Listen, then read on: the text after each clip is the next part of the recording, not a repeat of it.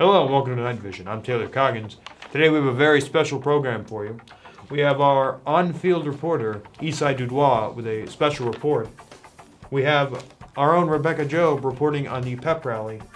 And we have the hard questions with Carl Brown and Dylan Soliday. And finally, we have the Shameful Cinema segment with Brandon Wallace and myself. Today, you can get your copy of the year's yearbook, Our Turn, at the low price of $70. This is $15 off the regular price of $85. This fall special is only good through October 31st. Hi, I'm Isai Dudois, and I'm here to talk about a new club called Glow. It's called Glow. It's gay, lesbian, or whatever. It's a club that is all about the LGBT community, also teaches about respect. And it's located at 2311, room 2311 in Mr. Register's room. But that's enough talk for me. Let's go to the promo. Inform. Advise. Fabulous. Our mission.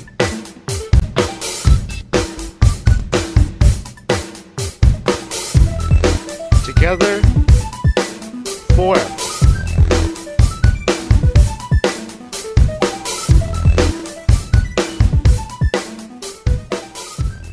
Glow. Fabulous.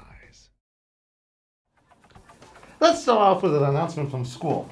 The Atlanta Hawks is offering students with perfect attendance or a GPA of 3.0 a free ticket to selected Hawk home games. Pick up the ordering form in the counseling office. And now, here's a report on the pep rally.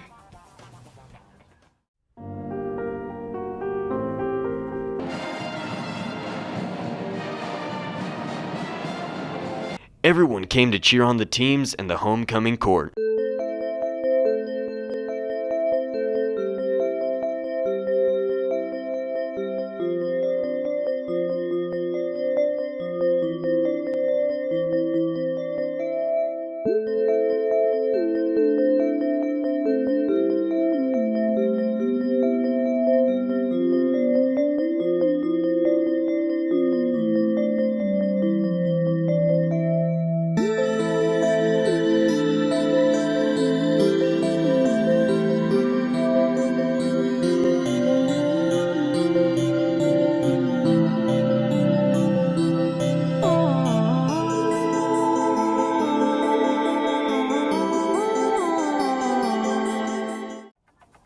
Come by Jester's Java for your morning boost.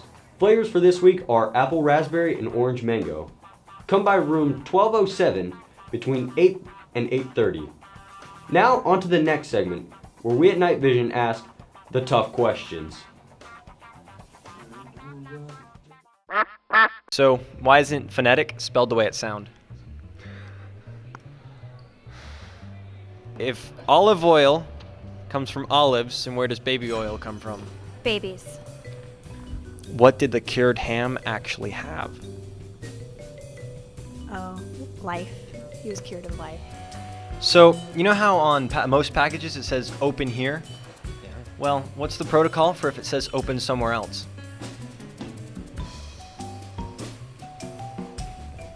Why isn't phonetic spelled the way it sounds? Phonetic spelled because of the PH? Yeah. Americans are jerks.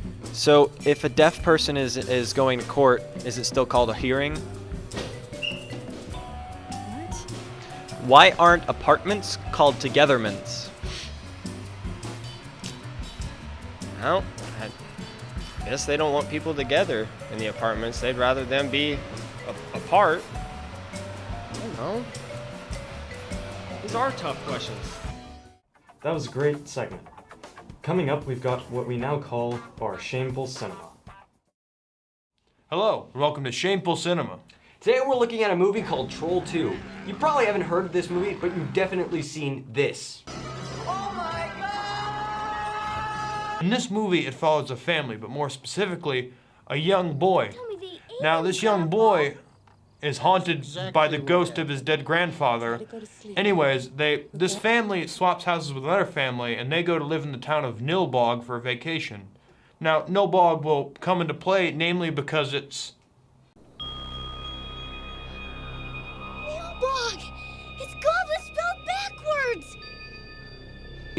The villains are goblins, even though the movie's called Troll. The word troll is never used in the movie. It's exclusively goblin. So why they called the movie Troll is kind of... Anyways, the goblins turn people into plants so they can eat them. Yeah, it's kind of confusing.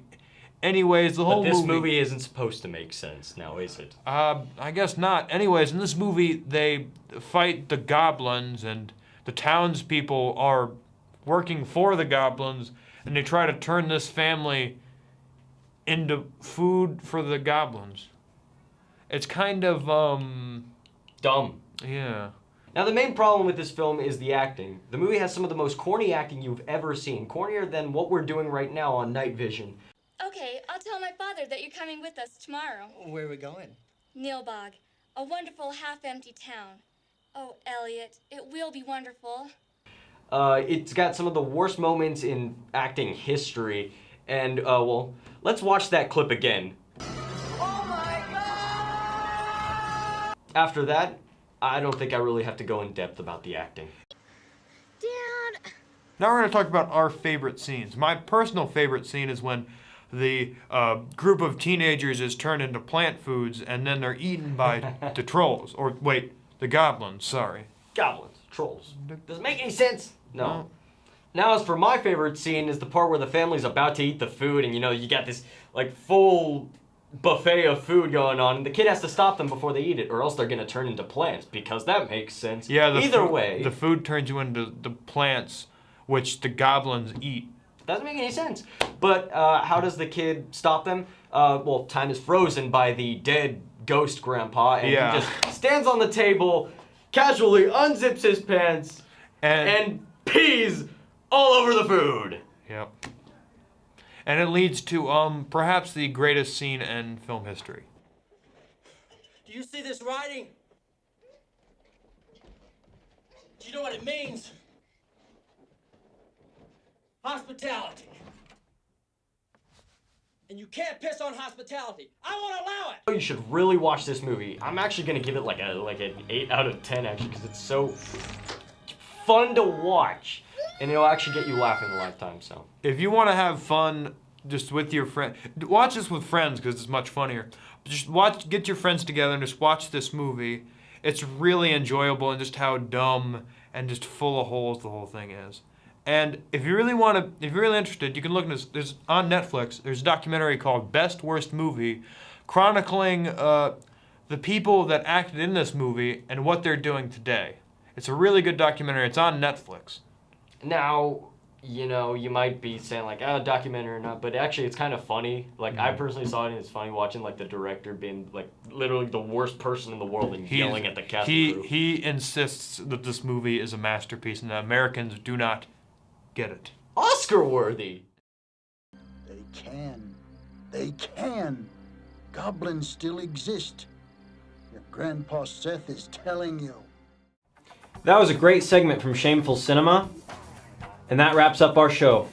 Have a great week. We'll see you next time.